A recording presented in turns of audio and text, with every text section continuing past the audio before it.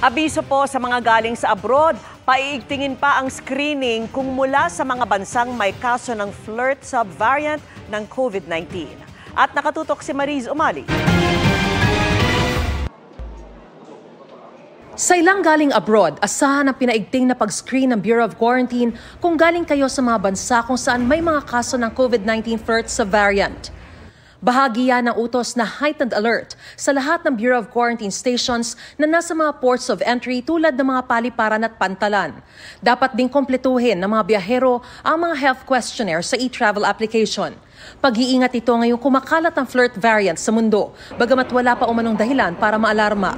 Tayo po ay nagmamatyag para sa pagpasok kung meron man ng ating KP2 and KP3 COVID variants. Mild po sila. Hindi ho problema yan at kayang-kaya ng ating sistema.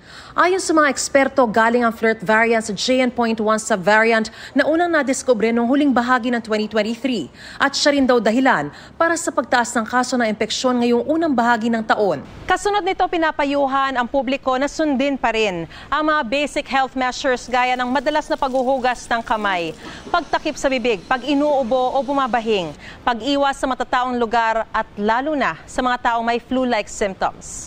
Inaabisuhan naman ang mga magkakaroon ng sintomas ng COVID-19 na mag-isolate muna sa bahay. Sa mga may anumang alalahanin, maaaring kontakin ang DOH sa 02-8651-7800 o 894-COVID. Para sa GMA Integrated News, Mariz Umali, nakatutok, 24 oras.